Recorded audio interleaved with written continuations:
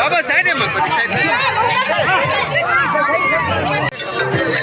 అలా కొంచెం సైడ్ రా నాకు కవర్ చేయాలి కొంచెం సైడ్ రా ఒక సెకండ్ సైడ్ రా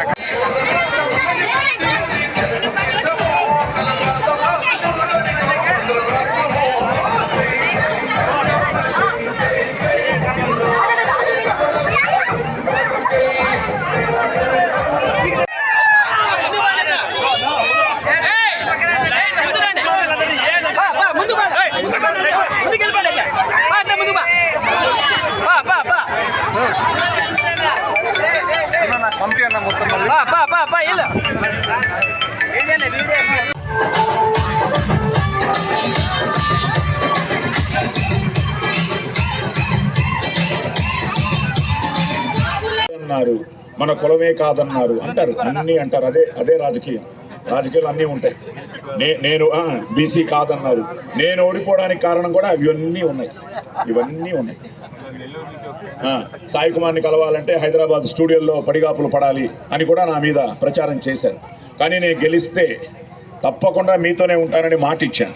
కానీ నేను సినిమా వాడిని కాబట్టి నా పిల్లల భవిష్యత్తు నాకు ముఖ్యం కాబట్టి నేను ఓడిపోయిన తర్వాత ఎక్కువ ప్రాముఖ్యత ఇవ్వలేకపోయాను. దానికి జనమే తీర్పు ఇచ్చారు. 27,000 ఓట్లు వేసిన జనం నేను వాళ్ళని పట్టించుకోలేదన్న కోపంతో నన్ను అభిమానించినా, ఆదరించినా, ఆశీర్వదించినా మొన్న ఎలక్షన్లో డిపాజిట్ కూడా రాకుండా నాకు సరైన బుద్ధి చెప్పారు.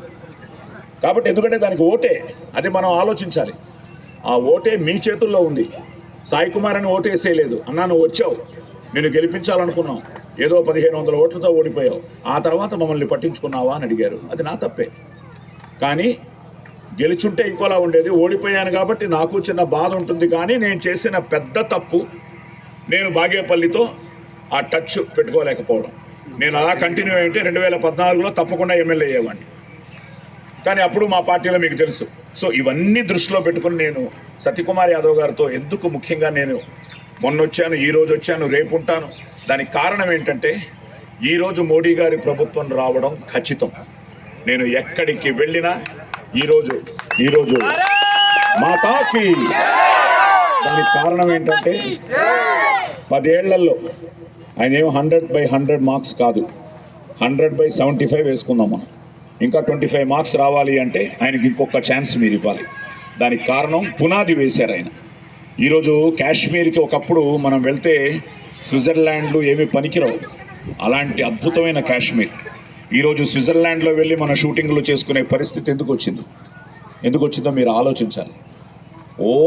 ఓన్లీ వాళ్ళ రాజకీయం కోసం దేశాన్ని విభజించి మనలందరిలో ఒక ఐకమత్యాన్ని నాశనం చేసి ఇండియా పాకిస్తాన్ అని విభజించి ఎన్నో కార్యక్రమాలు వాళ్ళకి ఇబ్బంది పెడుతూ మనకి ఇబ్బంది పెడుతూ ఇప్పటికీ అనుకుంటున్నాను ఇండియా పాకిస్తాన్ కలిసి ఉంటే ఈరోజు మన దేశాన్ని కొట్టేవాడు ఎవడూ లేడు ఈ ప్రపంచంలో. అలాంటి దేశాన్ని ఈరోజు మోదీ గారు దేశాభివృద్ధిని దృష్టిలో పెట్టుకుని, దేశ భద్రతను దృష్టిలో పెట్టుకుని, దేశ సేవని, ఎందుకంటే 2 సార్లు ప్రైమ్ మినిస్టర్ అయ్యారు, గుజరాత్కి సీఎం అయ్యారు. ఈరోజు ఆయన హ్యాపీగా అయిపోయింది, నేను అనుకున్న సాధించేశాను, నేను ప్రైమ్ మినిస్టర్ అయిపోయాను, 2 సార్లు గెలిచేశాను, నేను ఓడిపోయినా పర్లేదని చెప్పి ఇంట్లో కూర్చోలేదు. ఆయన 24/7 ఫర్ 2047 ఆయన మొత్తం తిరుగుతున్నాడు, దేశమంతా తిరుగుతున్నాడు.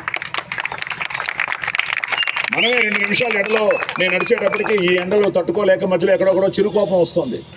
అబ్బా కుదరదండి, ఇంటింటికి కుదరదండి, ఒక చోట కలిసి మాట్లాడేద్దాం అనేస్తున్నాం మనమే. అలాంటి ఆ మహానుభావుడు ఎక్కడికి వెళ్తున్నాడు. ఒకే రోజులో 3-4 రాష్ట్రాలకు వెళ్తూ ఎంత గాలిలో ఎగిరినా ఆ గాలిలో ఎగిరే మన సౌందర్య చనిపోయింది, ఒక మంచి హీరోయిన్. గాలిని కూడా నమ్మలేము, అర్థమైంటుంది అనుకుంటాను. సో గాలిని నమ్మకండి, ఆ గాలి కూడా చాలా డేంజర్. కాబట్టి మీరు ఈ 13వ తేదీ చాలా అమూల్యమైన రోజు. అలాగే సత్యకుమార్ యాదవ్ని నేను 20 ఏళ్లగా నేను మొదట బీజేపీలో చేరడానికి ముందు నా ఫోన్ ఢిల్లీలో వెంకయ్యనాయుడు గారి ఇంట్లో తీసింది సత్యకుమార్ యాదవ్. సత్యకుమార్ యాదవ్ అదృష్టం ఏంటంటే ఒక కార్యకర్త దగ్గర నుంచి పెరిగి ఈరోజు ఏమీ ఆలోచించకుండా ఆయన ఎంపీకి నిల్చోవాలనుకున్నారు. కానీ పార్టీ ఆదేశించింది ధర్మవరం అని. నేను లోకలా నాన్ లోకలా ఏమీ ఆలోచించలేదు. తప్పకుండా నేను జనంలోకి వెళ్తాను. నన్ను అలాగే అనుకున్నారు, సినిమా వాడండి